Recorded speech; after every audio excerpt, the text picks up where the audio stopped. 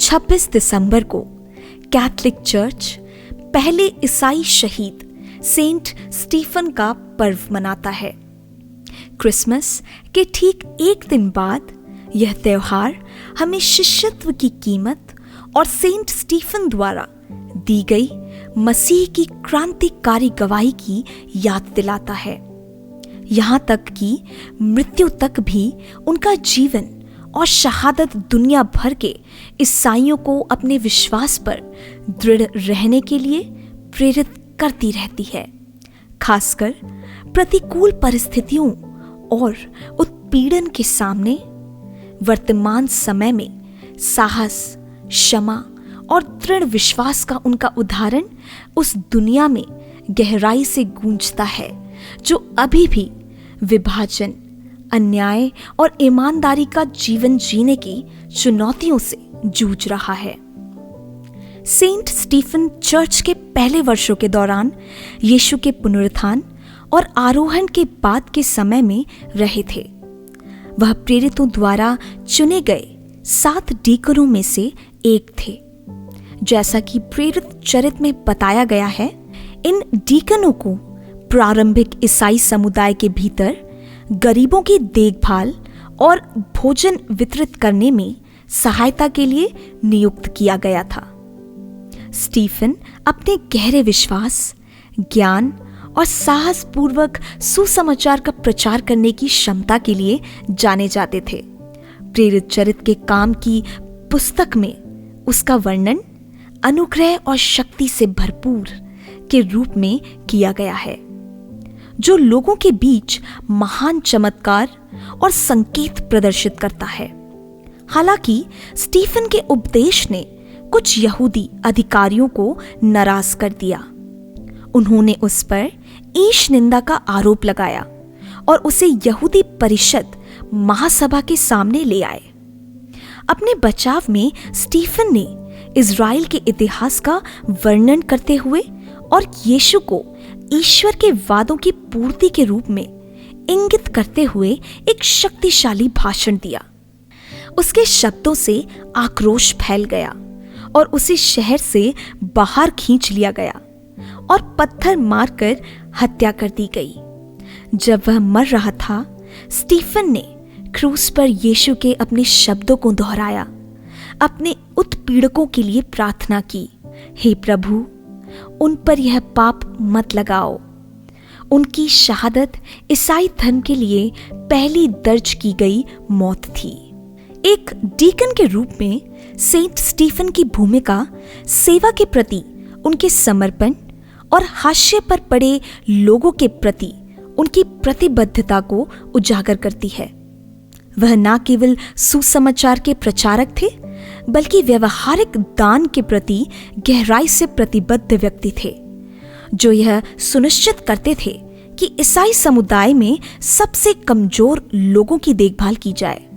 महासभा के समक्ष उनकी निडर गवाही से उस विश्वास का पता चलता है जो मृत्यु का सामना करने पर भी अटल था। उनकी शहादत का भी एक स्थायी प्रभाव पड़ा। उन पर पथराव करने वालों में शाऊल भी शामिल था, जो बाद में सेंट पॉल बन गया, जो ईसाई इतिहास के सबसे महान प्रेरितों और प्रचारकों में से एक था। सेंट स्टीफन का पर्व ईसाई धर्म की प्रारंभिक शताब्दियों से मनाया जाता रहा है और उन्हें प्रोटो मार्टियर के रूप में सम्मानित किया जाता है, जो विश्वास के लिए अपना खून बहाने वाले पहले व्यक्ति थे। उनकी गवाही चर्च को शत्रुता के बावजूद भी साहसपूर्वक सुसमाचार का प्रचार करने के आह्वान की याद दिलाती है। अपने शत्रुओं को क्षमा करने का स्टीफन का उदाहरण भी ईसाई शिक्षा के मूल को रेखांकित करता है। प्रेम उन लोगों के लिए भी जो हमें सताते हैं। आधुनिक दुनिया में सेंट स्टीफन की कहानी पहले से कहीं अधिक प्रासंगिक है। दुनिया के कई हिस्सों में ईसाइयों को अभी भी उनकी मान्यताओं के लिए उत्पीड़न का सामना करना पड़ता है। हालिया रिपोर्टों के अनुसार हर साल हजारों ईसाई अपने विश्वास के लिए शहीद हो जाते हैं और कई लोगों के साथ भेदभाव किया जाता है, उन्हें परेशान किया जाता है या गुप्त रूप से अपने धर्म का पालन करने के लिए मजबूर किया जाता है। सेंट स्टीफन का अटूट विश्वास हमें अपने विश्वास पर दृढ़ रहने की चुनौती देता है, भले ही ऐसा करना असुविधाजनक या जोखिम भरा हो। उनका उदाहरण हमें क्षमा के महत्व को भी याद दिलाता है। ऐसी दुनिया में जो अक्सर विभाजन, शत्रुता और प्रतिशोध से चिन्हित होती है, स्टीफन की अपने उत्पीड़कों के लिए प्रार्थना हमें नफरत का जवाब प्यार से देने के लिए आमंत्रित करती है।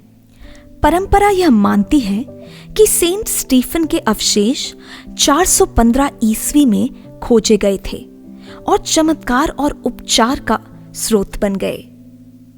दुनिया भर से तीर्थयात्रियों ने उनकी पूजा करने के लिए यात्रा की। उनकी अंतिम प्रार्थना, हे प्रभु, उन पर यह पाप मत रखो, क्रूस पर यीशु के स्वयं के शब्दों को प्रतिध्वनित करता है। हे पिता, उन्हें क्षमा कर, क्योंकि वे नहीं जानते कि वे क्या कर रहे हैं। ये शब्द क्षमा और दया के आह्वान का एक शक्तिशाली अनुस्मारक बने हुए हैं। जैसा कि हम 26 दिसंबर को सेंट स्टीफन का पर्व मनाते हैं, आइए हम उनके विश्वास, साहस और क्षमा के उदाहरण से प्रेरित हों। उनका जीवन हमें अपने विश्वासों पर दृढ़ रहने, जरूरतमंद लोगों से प्यार करने और उनकी सेवा करने और शत्रुता का जवाब दया से देने की चुनौती देता है। ऐसी दुनिया में जो अभी भी पीड़ा और उत्पीड़न देखती है, सेंट स्टीफन की गवाही हमें उस आशा और ताकत की याद दिलाती है जो ईश्वर के वादों पर भरोसा करने से आती है। आइए हम स्टीफन की तरह मसीह पर अपनी नजरें टिकाएं और परीक्षणों के बावजूद भी अटूट हृदय से उसका अनुसरण करें। उनकी मध्यस्थता से हमें सेवा, प्रेम और क्षमा का जीवन जीने की कृपा मिल सकती है, जिससे दुनिया में मसीह की रोशनी आ सके।